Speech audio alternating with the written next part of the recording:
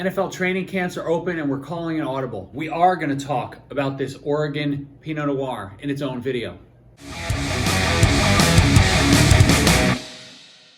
All right, welcome back to DrinkinItIn. Welcome back, man. Let's try that again. Welcome back to DrinkinItIn. I am your host, Chris Casara. We're here to help you know more and drink better. And I'm calling an audible, like I said in the intro, because I wasn't planning on actually doing a video on this particular wine. One of the videos you're gonna see very soon is a comparison of this $17 Pinot Noir to a $200 bottle of Burgundy. So we're gonna see if there really should be such a big price difference.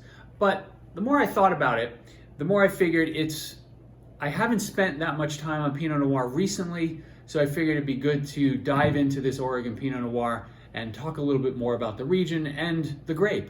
You know, I love this because it's a screw top. That's exciting.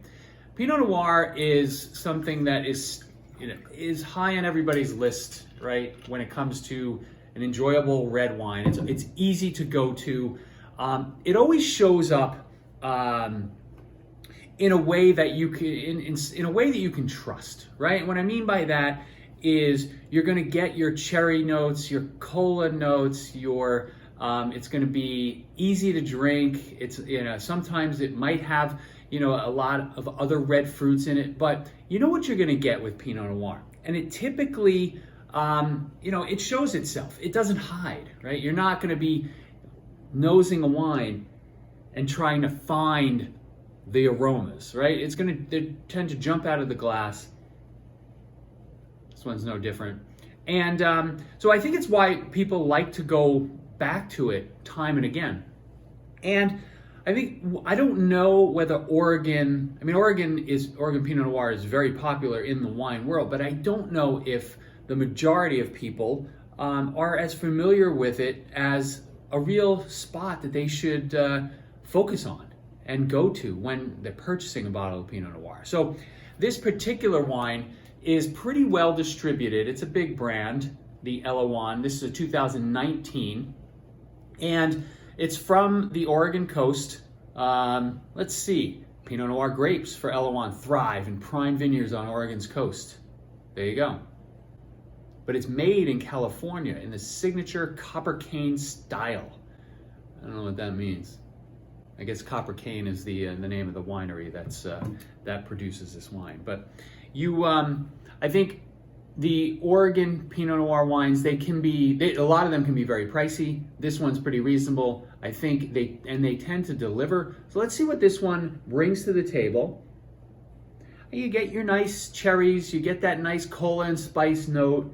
This is not one of the more aromatic Pinot Noir. Of course, I opened this video saying, "Oh, it never hides. It shows its true colors immediately. The red fruits, and they're there." But this one's not. This one's not filling up the room with the traditional Pinot Noir aromas. It's possible it just needs a little time to breathe, but all those delicious flavors are there. Let's see what it tastes like.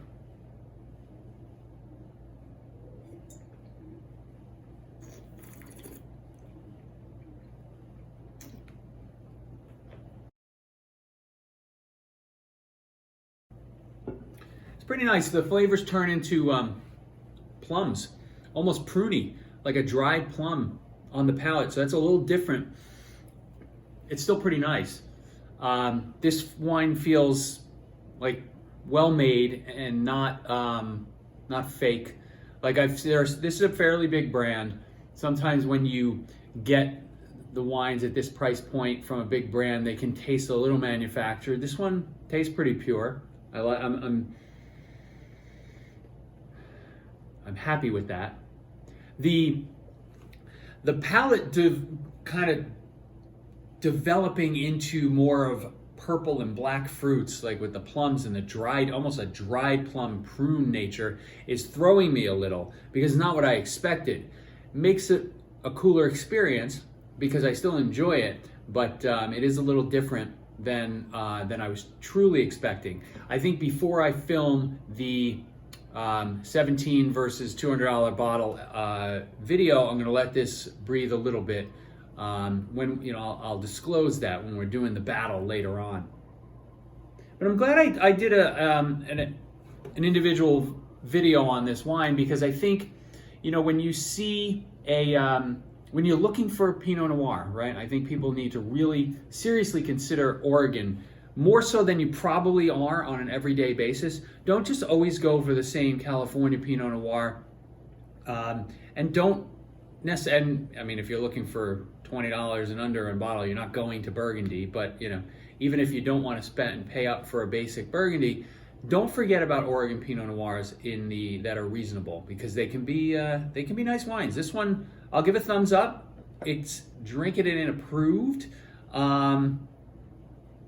I look forward to drinking a lot more of it. It's coming to life.